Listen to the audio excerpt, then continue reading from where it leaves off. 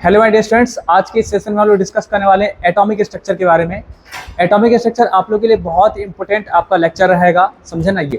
ठीक है बच्चे लोग, तो स्टार्ट करते हैं सेशन को बिना देर किए हुए। ठीक है, आप सभी स्टूडेंट्स से रिक्वेस्ट है कि सारे के सारे लेक्चर्स को बिल्कुल कंटिन्यूसली देखिएगा, एक भी लेक्चर को स्किप किए हुए नहीं देखिएगा, समझे ना। ये लेक्चर को करना इसलिए जरूरी है क्योंकि आपको हम बिल्कुल बेसिक्स उठा करके ले चलेंगे और अभी से लेकर के हो सकता है 5-6 क्लास जो रहेगा और 5-6 क्लास एक्सपेरिमेंटल क्लासेस रहेगा। उसके बाद हम लोग क्या करेंगे, जैसे ही स्टार्ट करेंगे बोर्ड एटॉमिक मॉडल, फिर वहां से आपको कॉन्सेप्ट बहुत अच्छा आना स्टार्ट हो जाएगा। और वो ऐसा कुछ कॉन्सेप्ट रहेगा जो जे एडवांस में बिल्कुल आपको क्या रहेगा, जेई मेंस में बिल्कुल रहेगा। और ये नीट की बात करते हैं उसमें आपको क्वेश्चंस गारंटी रहेगा। इससे क्वेश्चन पूछा जाता है, लेकिन क्वेश्चंस का लेवल जो होता है ना बहुत अच्छा होता है। मतलब अगर अच्छे से नहीं पढ़ेंगे तो क्वेश्चंस बिल्कुल भी नहीं बनेगा। ठीक है बच्चों लोग, तो स्टार्ट करते हैं सेशन को। सबसे पहले हम लोग बात करते हैं एटॉमिक स्ट्रक्चर के बारे में। देखिएगा सब लोग ध्यान से, देखिए सबसे पहला हमारा टॉपिक है इसमें एटम। ठीक, चलिए एटम के बारे में बात करते हैं। एटम क्या होता है आप लोग को अच्छी तरीके से पता होगा एटम के बारे में। एटम जो होता है ना वो किसी भी सब्सटेंस का सबसे स्मॉलेस्ट पार्टिकल होता है। जो भी सब्सटेंस का फॉर्मेशन होता है वो इसी एटम के कॉम्बिनेशन से होता है। ठीक है ना जी, एटम के कॉम्बिनेशन होता है। अब यहाँ पे सब लोग ध्यान से देखिएगा, एटम के बारे में आपको सबसे पहले जो आइडिया दिए थे ना, सबसे पहले आइडिया वो इंडियन फिलोसोफर थे जो महर्षि कनाद नाम थे, है ना। एटम को बोले थे परमाणु, समझे, परमाणु बोले थे। और परमाणु जो होता है ना, परमाणु आपको क्या होता है, एटम एटम को ही बोले थे परमाणु। और परमाणु का मतलब बोल सकते हैं क्या कि ऐसा पार्टिकल जो इंडिविजुअल होगा, जिसको आप डिवाइड नहीं कर सकते, फर्दर आप उसको तोड़ नहीं सकते हैं, और स्मॉलर या फिर सिंपलर पार्टिकल्स के रूप में, समझे ना। फिर इसके बाद ये बहुत कुछ नहीं दे पाए। फिर इसके बाद जॉन डाल्टन जो है ना अपना एटॉमिक थ्योरी दिए थे, समझे ना। इसी परमाणु को वो बोल दिए एटम, समझे ना। और फिर एटम बोल दी, फिर अपना एक थ्योरी दिए। और उस थ्योरी में जो था ना, आप देखिए ये फर्स्ट अप्रोच था एटम के टुवार्ड्स में।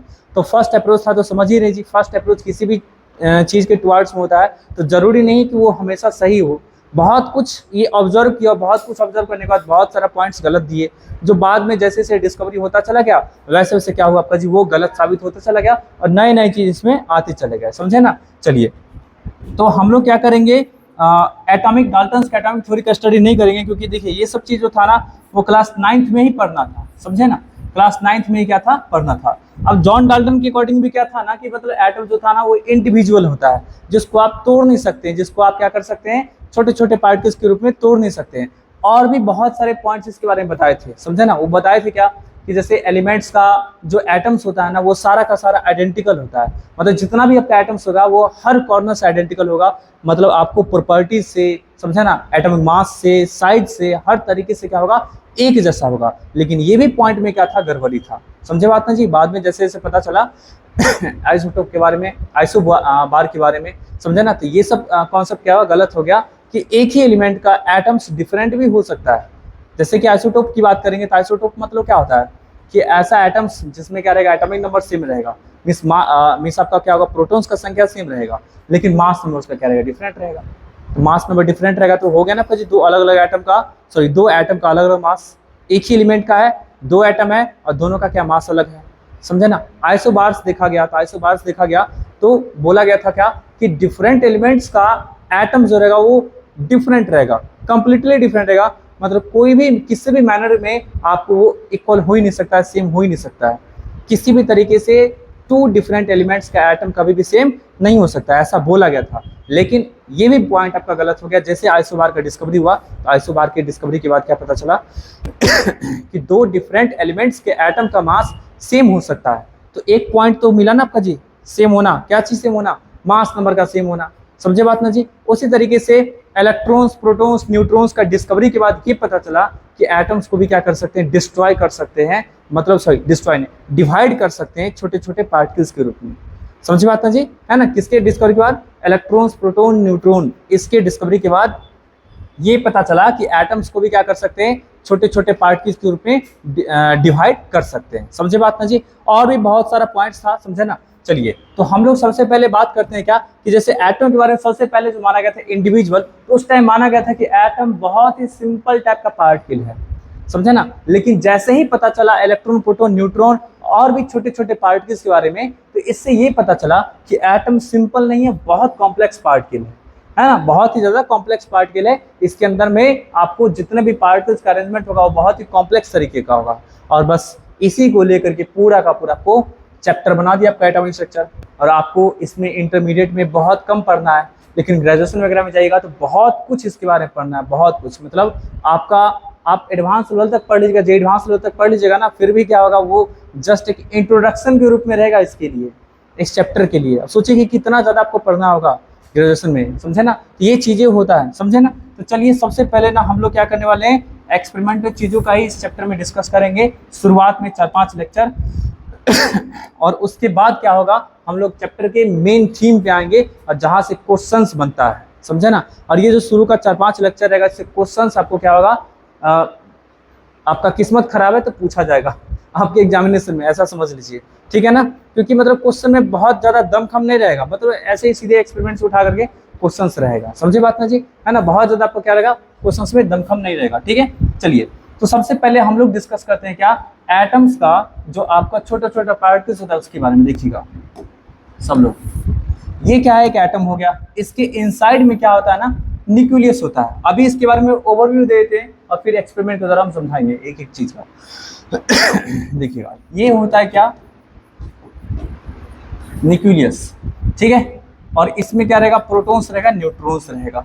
अब सब लोग देखिएगा ध्यान से, इसके सराउंडिंग में क्या रहेगा, आपको सेल रहेगा। इसको क्या बोलते हैं हम लोग जी, सेल बोलते हैं। इसका सराउंडिंग में क्या आपका सेल है, ठीक है ना जी। ये सब आपका क्या है, सेल हो गया, ठीक है, कोई दिक्कत जी किसी को भी। और इसमें क्या प्रेजेंट रहेगा, इसमें प्रेजेंट रहेगा आपको इलेक्ट्रॉन्स प्रेजेंट रहेगा, इलेक्ट्रॉन्स इस प्रकार से प्रेजेंट रहेगा, इस प्रकार से इलेक्ट्रॉन्स प्रेजेंट रहेगा, समझे बात है। इस सेल के अंदर क्या प्रेजेंट रहता है, इलेक्ट्रॉन्स। तो देखिए सबसे पहले जो है ना, एटम्स के बारे में जो है ना डिस्कवरी जो शुरू हुआ है ना, देखिए सबसे पहले एटम के बारे में जो पता चला, एटम के बारे में जो सबसे पहले थोड़ा बहुत पॉइंट पता चला, वो 1803 से लेकर के, मतलब 1803 से लेकर के और 1808 के बीच में, सबसे पहले इस बीच में जॉन डाल्टन के द्वारा आपका ये बहुत कुछ इस बारे में बताया गया, समझे ना। उसके बाद एटम के जो आपको जो छोटे छोटे पार्टिकल्स होते हैं एटम के इनसाइड में, उसके बारे में जो पता चला, तो वो सबसे पहला पार्टिकल क्या था, इलेक्ट्रॉन्स था। इसके बारे में पता चला आपका, इसके बारे में सबसे पहले एक्सपेरिमेंट जो स्टार्ट किया गया था ना, 1859 में स्टार्ट किया गया था, ठीक है ना। और फाइनली इसके बारे में 1896 में आपको क्या हुआ, पता चला इलेक्ट्रॉन के बारे में, समझे बात ना जी, है ना। उसके बाद देखिएगा नेक्स्ट आपका क्या था, प्रोटॉन के बारे में, प्रोटॉन के बारे में। तो प्रोटॉन के बारे में 1886 में एक्सपेरिमेंट स्टार्ट हुआ था, ठीक है। और उसके बाद जो है ना, इसके बारे में टोटल 1911 में सब कुछ जानकारी मिल गया कि प्रोटॉन कहाँ होता है, कैसा होता है, सब कुछ, ठीक है। और उसी तरीके से क्या होगा, आपका न्यूट्रॉन के बारे में भी जो है ना सब कुछ जानकारी मिला था, कब, 1932 में। तब समझ सकते कि 1932 वगैरह तक जाते आते क्या हुआ, अच्छा इसके बाद फिर न्यूक्लियस के बारे में जानकारी मिला जी का, इस प्रकार से। तो यहाँ तक जाते आते क्या हुआ आपका जी, इससे पहले न्यूक्लियस का पता चला था, ठीक है। तो यहाँ तक जाते आते पूरी तरीके से एटम के अंदर घुस करके कौन कौन सा पार्टिकल उसको देख लिए हम लोग, है कि नहीं जी। तो बस हम लोग का ये पर्पस यही है कि सबसे पहले क्या करना चाहिए, सबसे पहले इलेक्ट्रॉन्स का जो डिस्कवरी कैसे कैसे हुआ था उसको स्टडी करना, समझे ना। तो ये एक्सपेरिमेंट थोड़ा सा इंटरेस्टिंग है, मजा आएगा पढ़ने में, समझे ना। देखिएगा सब लोग ध्यान से, ठीक है। चलिए तो सबसे पहला जो हम लोग का हेडिंग रहेगा, लगाइएगा आप लोग हेडिंग जी। सबसे पहला आपका heading, discharge tube experiment, discharge tube experiment. देखिए डिस्चार्ज ट्यूब एक्सपेरिमेंट आपको दो तरीके था, एक जो था ना वो किसके लिए था आपका जी, तो एक जो था वो डिस्कवरी ऑफ इलेक्ट्रॉन्स के लिए। इसका नाम दिया गया था क्या, कैथोड रे एक्सपेरिमेंट, ठीक है। और दूसरा जो था ना आपका, दूसरा जो था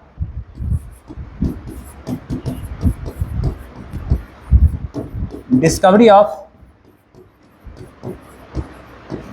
प्रोटॉन्स, उसके लिए था। और ये क्या था आपका जी, एनोड रे एक्सपेरिमेंट, है ना, एनोड रे एक्सपेरिमेंट। तो आपको डिस्चार्ज ट्यूब एक्सपेरिमेंट के अंदर में आपको दो तरीके का एक्सपेरिमेंट पढ़ना है। पहला क्या आपका जी, तो कैथोड रे एक्सपेरिमेंट हो गया, समझे ना, कैथोड रे एक्सपेरिमेंट हो गया। और दूसरा जो हो गया वो क्या हुआ, एनोड रे एक्सपेरिमेंट हो गया। तो हम लोग सबसे पहले कैथोड रे एक्सपेरिमेंट के बारे में पढ़ेंगे, समझे बात ना जी, और फिर क्या करेंगे हम लोग, एनोड रे एक्सपेरिमेंट के बारे में पढ़ेंगे। ठीक है, चलिए आप लोग जल्दी से हेडिंग लगा लीजिएगा, कैथोड रे एक्सपेरिमेंट। सबसे पहला हेडिंग है आपका जी क्या, कैथोड रे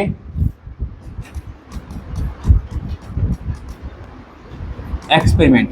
देखिए कैथोड रे एक्सपेरिमेंट की बात करते हैं, ये किसके द्वारा स्टार्ट किया गया, तो started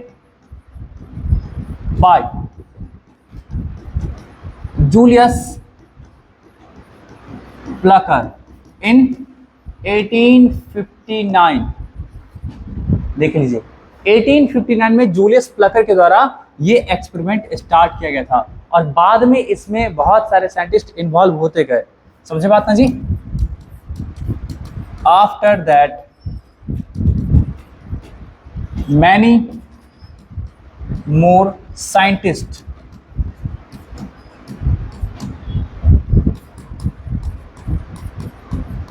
involved in this experiment। और वो साइंटिस्ट कौन कौन से थे जी आपका, देख लीजिएगा, विलियम क्रूक, ठीक है, जे पेरिन, जे थॉमसन, एटीसी, ठीक है, जे स्टोनी,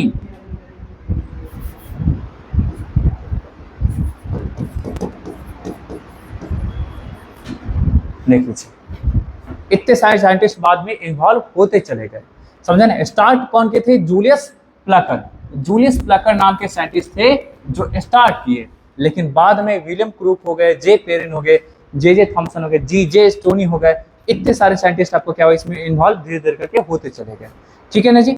चलिए तो अब सब लोग देखिएगा ध्यान से जी, ये एक्सपेरिमेंट क्या था, कैसे किया गया था। आप लोग कभी सुने हैं हवा से इलेक्ट्रिसिटी पास होते हुए, कभी सुने हैं, नहीं सुने हैं।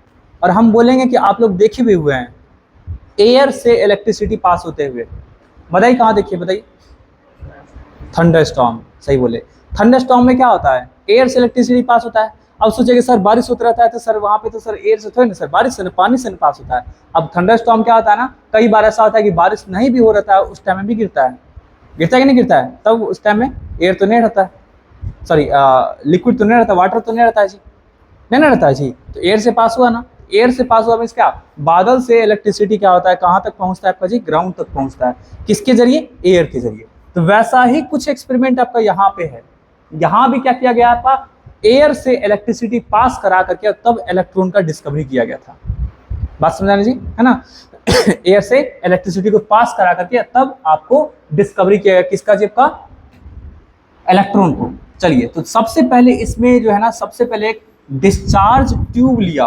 अब ये डिस्चार्ज ट्यूब का मतलब क्या होता है समझिएगा सब लोग ध्यान से, देखिएगा, ये एक ट्यूब है जिसका लंबाई अप्रॉक्स में 50 सेंटीमीटर का है ना, अप्रॉक्स में। ये डाटा आपको ऊंचा नीचा भी हो सकता है, 56 कहीं पे देखने को मिल सकता है, 57, 58, 59 या 60 ऐसा कुछ भी हो सकता है डाटा, ठीक है। चलिए अब यहां से देखिएगा सब लोग ध्यान से जी, इसमें ना एक छोटा सा, इसमें एक छोटा सा होल रहेगा, ठीक। अब इसमें आपको वैक्यूम पंप रहेगा लगा हुआ, जिसके हेल्प से क्या कर सकते हैं ना,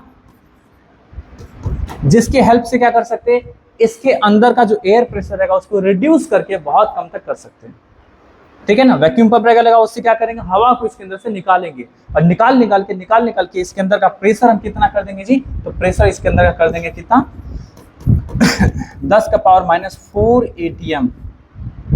अब ये कितना कम प्रेशर है, इसको समझने के लिए ऐसे समझिए कि अभी आपके सिर के ऊपर में 1 ATM का प्रेशर लग रहा है एटमॉस्फेयर का, है ना। तो अब सोच रहे हैं उसका 10,000 गुना कम कर देंगे। बात तो समझ आ रही जी, मतलब कितना ज्यादा इसके अंदर से एयर निकाल देंगे जी। ठीक है, अब चलिए एयर को इसके अंदर से बहुत ज्यादा अमाउंट में निकाल दिए। अब देखिएगा सब लोग ध्यान से, इसके दोनों साइड में इलेक्ट्रोड हम लोग लगा देंगे और इस इलेक्ट्रोड को बोल देंगे हम लोग जी क्या, कैथोड, और इस इलेक्ट्रोड को बोल देंगे जी हम लोग एनोड। कोई दिक्कत जी किसी को भी, है ना। इसके अंदर एयर है, समझे बात है जी, इसके अंदर में एयर है, लेकिन एयर का प्रेशर क्या है, बहुत कम है। एयर का प्रेशर क्या है आपको जी, बहुत कम है। देख सकते हैं 10⁻⁴ ATM है, कितना कम है ना। किसके हेल्प से किया गया है जिसका, तो वैक्यूम पंप के हेल्प से निकाल करके इसके अंदर का प्रेशर को 10⁻⁴ ATM कर दिया गया है। क्यों ऐसा किया गया आपका जी, एयर का प्रेशर कम होने का मतलब है क्या, इसके अंदर में एयर बहुत कम होना, है ना, एयर बहुत कम होना। और अब क्या होगा, जैसे ही मान लीजिए इसको हम किसी हाई टेंशन बैटरी से जोड़ देते हैं,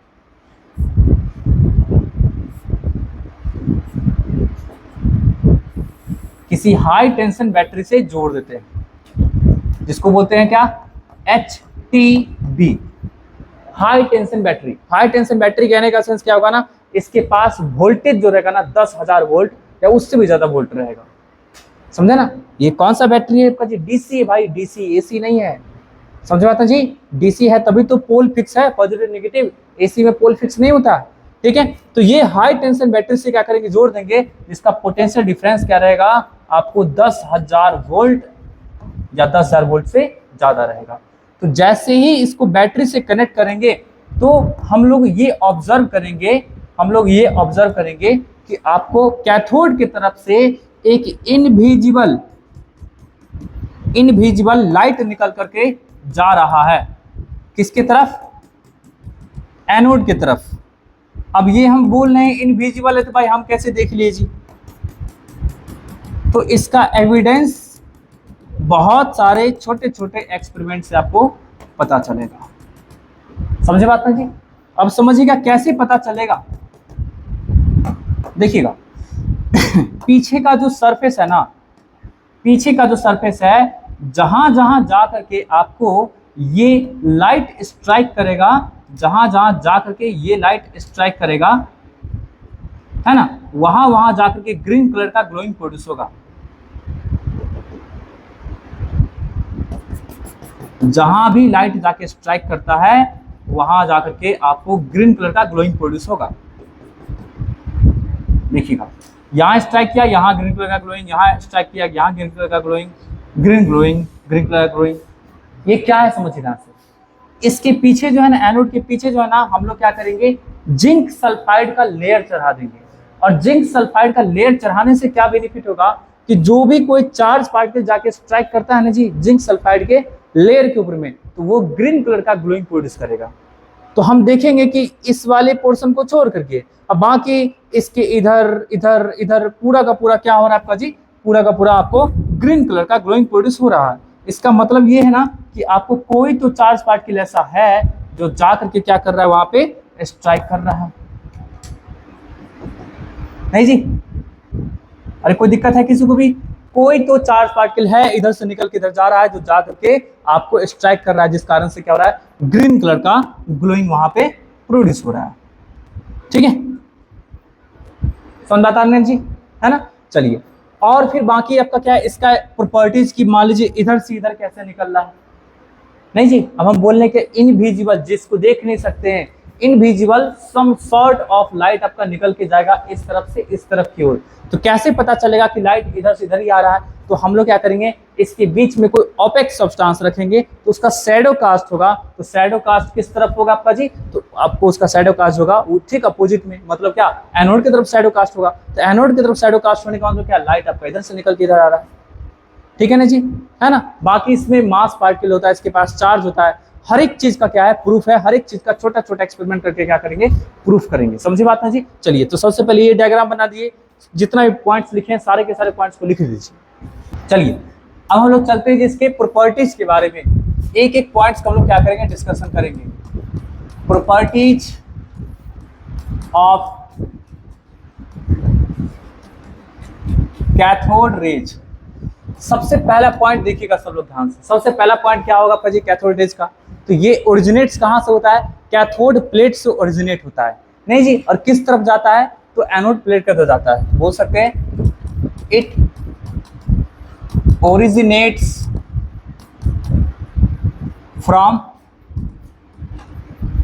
cathode plate and moving towards anode plate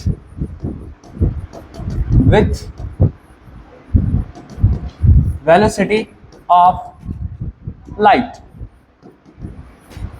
है ना। लाइट जिस वेलोसिटी से मूव करता है उसी वेलोसिटी से क्या होगा पति, कहां से निकल के कहां जाएगा, कैथोड से निकल के एनोड की तरफ जाएगा। ठीक है, चलिए इसका एविडेंस कैसे पता चला, कैथोड से ही निकल करके एनोड की तरफ जाता है, तो इसका एविडेंस पता चलेगा जब कोई ऑपेक सब्सटेंस को बीच में रखेंगे तो उसका शैडो कास्ट करेगा। तो बोल सकते हैं it cast a shadow of an opaque object opposite to the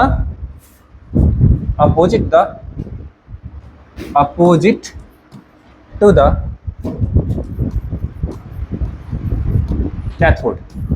समझा ना, ये आपको शैडो कास्ट करता है कहां पे चिपका, तो कैथोड के ठीक अपोजिट में आपको एनोड की तरफ शैडो कास्ट करता है। नेक्स्ट पॉइंट देखिएगा सब लोग ध्यान से जी, इसके पास काइनेटिक एनर्जी होता है, कैसे पता चलेगा, काइनेटिक एनर्जी किसके पास हो सकता है जी, काइनेटिक एनर्जी कहने का सेंस क्या होता है, हाफ mv²। ये क्लास आप 9th में पढ़े होंगे जी। अब काइनेटिक एनर्जी उसी के पास हो सकता है जिसके पास मास होगा, जिसके पास वेलोसिटी होगा। तो अगर हम ये प्रूव कर दे कि आपको इस सब्सटेंस के इस कैथोड रेज के पास क्या होता है, काइनेटिक एनर्जी होता है, इसका मतलब ये भी प्रूफ हो जाएगा कि इसके पास पक्का मास होगा, इसके पास पक्का क्या होगा, वेलोसिटी होगा। तो चलिए इसका प्रूफ कहां से मिलेगा आपको जी, इसका प्रूफ जो मिलेगा देखिएगा, अगर इसके रास्ते में क्या करेंगे ना, हम लोग पिन व्हील को डाल देंगे। पिन व्हील कहने का सेंस है बहुत पतला सा, बहुत लाइट आपका क्या रहेगा, व्हील रहेगा, जो अरे हम लोग खिलौना के रूप में घिरनी जिसको नहीं बोलते हैं जी, मेला वाला में नहीं बिकता है, जिसको धागा से ऐसे खींचने के बाद नचने लगता है, या हवा है तो हवा के अपोजिट डायरेक्शन रखेंगे तो नचने लगता है। क्या गांव वाले बच्चे ज़्यादा समझते होंगे सबसे प्यारा खिलौना होता था बचपन में, नहीं जी। अरे जैसे पंखा ही है ना जी, पंखा को लेकर के आप बाइक पे बैठ जाइए और ऐसे कर दीजिए, आगे से हवा आएगा तो पंखा नचने लगेगा ना बिना इलेक्ट्रिसिटी का जी। वैसा ही छोटा सा क्या होता है, खिलौना टाइप का होता है, देखे होंगे आप लोग जी। अरे देखे हैं कि नहीं देखे हैं जी, देखे हैं नहीं देखे हैं, एयर उधर से आ रहा है तो वो आएगा टकराएगा, तो एयर के टकराने से क्या होता है, उसका ब्लेड नचने लगता है। टरबाइन देखेंगे, टरबाइन, अच्छा टरबाइन के बारे में सुने हैं कि नहीं सुने हैं, टरबाइन के बारे में, तो टरबाइन का इस्तेमाल क्या किया जाता है, इलेक्ट्रिसिटी प्रोड्यूस करने में किया जाता है। तो कैसे होता है टरबाइन का ब्लेड होता है, कैसे नचता है जब जी, उसके ऊपर में पानी पड़ता है पानी के पास क्या होता है, अच्छा रुका हुआ पानी के पास जाके सटाएंगे तो क्या टरबाइन का ब्लेड नचेगा क्या, है ना। डैम बनाया था, डैम से पानी बहुत फोर्स से निकलता है, और वही फोर्स वाला पानी क्या होता है, अगर टरबाइन के ब्लेड पे पड़ा तो टरबाइन रोटेट करता है। तो उस पानी के पास क्या आपका जी, काइनेटिक एनर्जी है, उसके पास मास है, उसके पास वेलोसिटी है, और इसी कारण से वो आपको पानी जाके टकराता है उससे, तो वो आपको ब्लेड क्या होता है, रोटेट करने लगता है, रोटेट करता है तो बस इलेक्ट्रिसिटी प्रोड्यूस होता है। तो टरबाइन का ब्लेड रोटेट किया किसके कारण, due to kinetic energy of water. तो वही चीज होगा कि अगर हम क्या करेंगे, ये जो आपको कैथोड रेज जो निकल रहा है, कैथोड रेज का नाम इसलिए पड़ा है क्योंकि कैथोड प्लेट से निकल रहा है, समझे ना। तो कैथोड रेज जो निकल रहा है, अगर इसके पाथ में अगर पिन व्हील को रख देंगे तो रोटेट करना शुरू कर देगा, मतलब ये कंफर्म करेगा कि इसके पास क्या है, आपको ये क्या है, मास पार्टिकल है, इसके पास काइनेटिक एनर्जी है। समझे बात ना जी। तो बोल सकते हैं क्या, when a pin wheel is placed in the path of cathode ray, then it starts rotating, which confirms that cathode ray is a stream of mass particles having kinetic energy. उसके पास क्या आपका जी काइनेटिक एनर्जी है, मास particle है उसके पास क्या है kinetic energy है। चलिए चौथा पॉइंट एक और है काइनेटिक एनर्जी का प्रूफ कि जब भी इसके पाथ में किसी मेटल ऑब्जेक्ट को रख देंगे तो उससे ये जो टकराएगा ना जी, तो टकराने से क्या होगा अपना काइनेटिक एनर्जी लॉस करेगा और वही काइनेटिक एनर्जी को किस में कन्वर्ट कर देगा हीट एनर्जी में। मतलब कुछ देर के बाद वो मेटल प्लेट गर्म हो जाएगा। समझे बात ना जी, है ना। यहाँ बोल सकते हैं when metal plate is placed in the path of cathode rays, then plate becomes heated due to conversion of kinetic energy into heat energy. कोई दिक्कत है? काइनेटिक एनर्जी का किस में कन्वर्सन होता है हीट एनर्जी में, इसलिए ऐसा हो जाता है। ठीक है, कोई दिक्कत जी किसी को? इसको जल्दी से नोट करिए।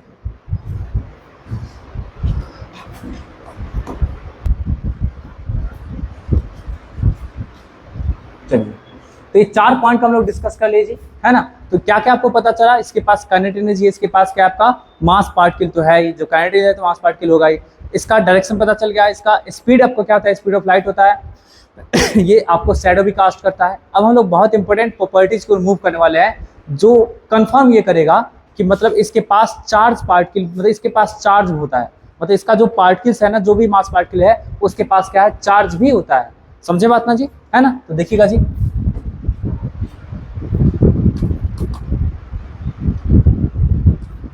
it is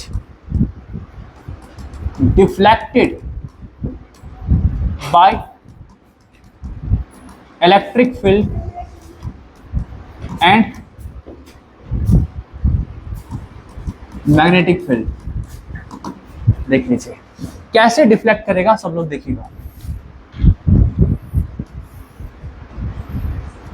देखिए जैसे ये आपको क्या है डिस्चार्ज ट्यूब है, ये है क्या, ये क्या आपका जी कैथोड है, ये क्या है एनोड है। अब जब मान लीजिए यहाँ पे लगा रखे ऊपर में पॉजिटिव चार्ज का प्लेट,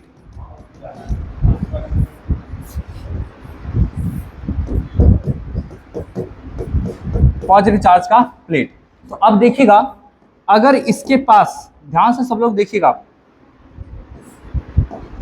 अगर इसके पास ये जो कैथोड रेस के पास पॉजिटिव चार्ज होगा तो किधर जाना चाहिए आपका जी निगेटिव की तरफ, और निगेटिव होगा तो किधर जाना चाहिए उसको पॉजिटिव की तरफ। यहाँ पे सब लोग देखिए जैसे ही इससे निकलता है ना तो सारा का सारा चार्ज पार्टिकल इस तरफ चला जाता है पॉजिटिव चार्ज प्लेट की तरफ। मतलब ये कंफर्म कर रहा है कि इसके पास क्या आपका जो negative charge.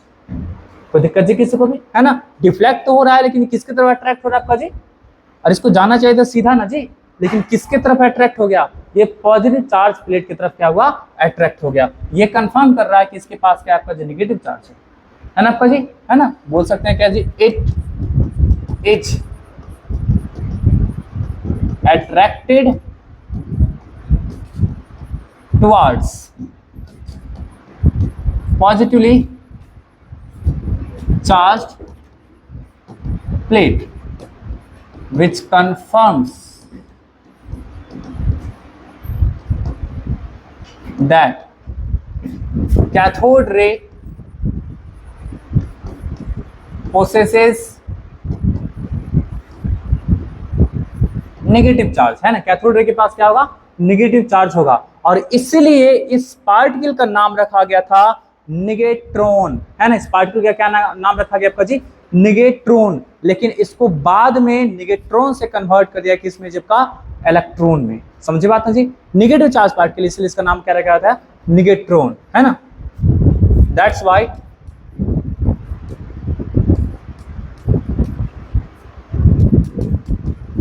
it was named as negatron, but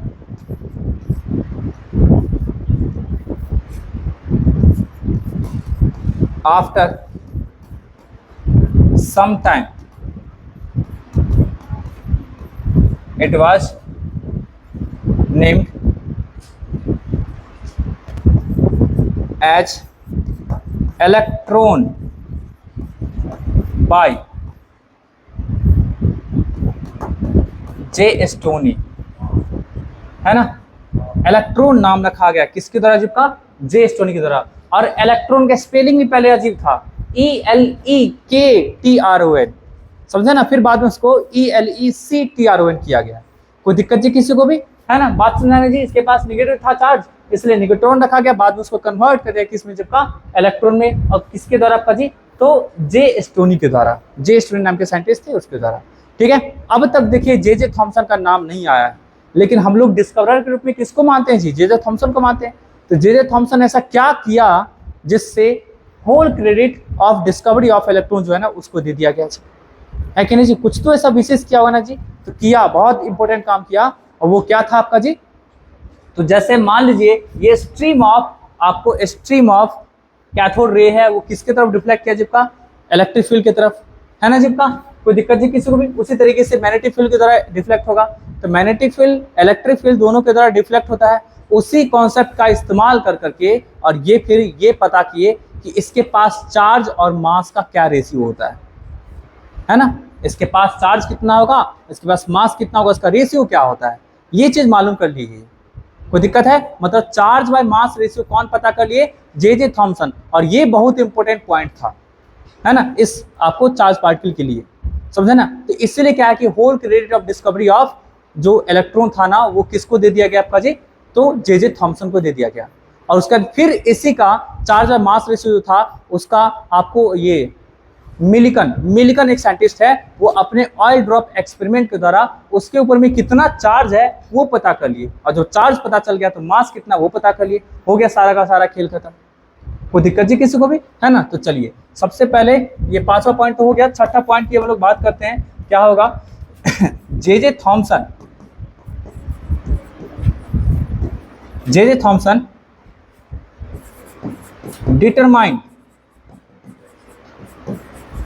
determine the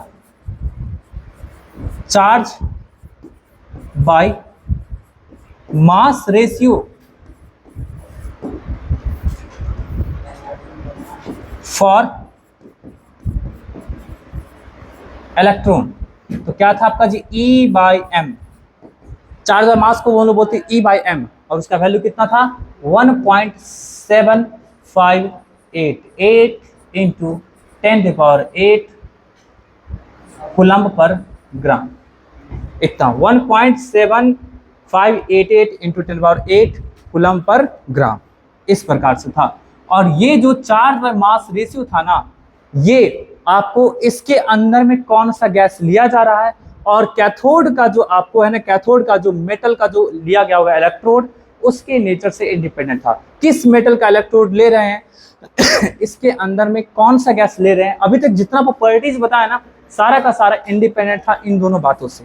कोई दिक्कत जी किसी को भी, है ना। तो ये आपको सबसे इंपॉर्टेंट आपको क्या था, डिस्कवरी था, सबसे इंपॉर्टेंट आपको कैलकुलेशन था, है ना, जिसको कैलकुलेट करने के बाद आपको ये इसका सारा का सारा डिस्कवरी का क्रेडिट किसको दे दिया गया, तो जे थॉमसन को दे दिया गया। समझे बात ना जी। चलिए इसको नोट करिए जल्दी से। तो यहाँ पे देख सकते हैं आपका जी क्या है, therefore whole credit of discovery of electrons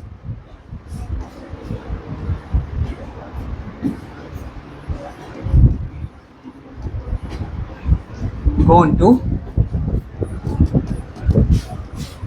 J.J. Thomson in 1896।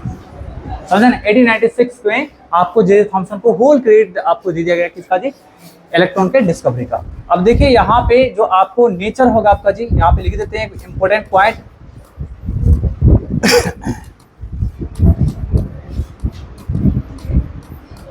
Important point देखिएगा सब लोग ध्यान से, क्या इंपॉर्टेंट पॉइंट है आपका जी, नेचर ऑफ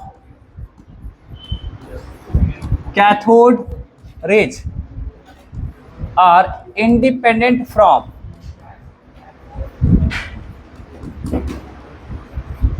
सबसे पहला पॉइंट,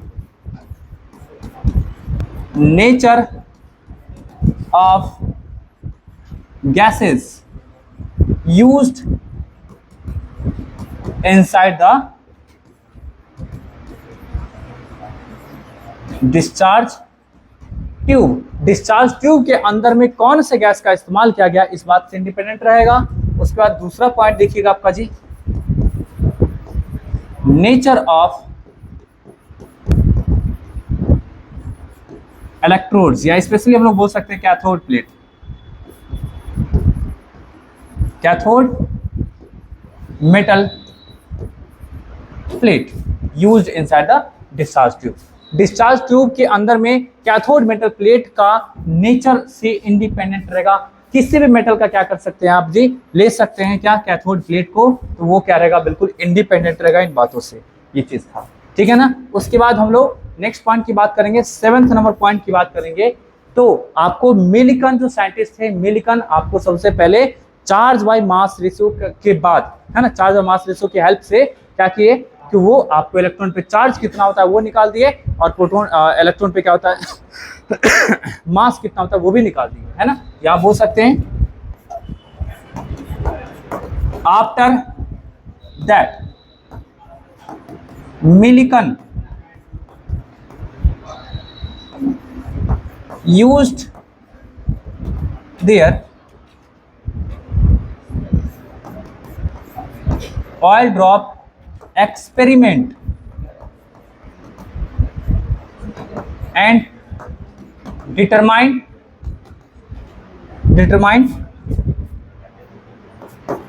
the charge on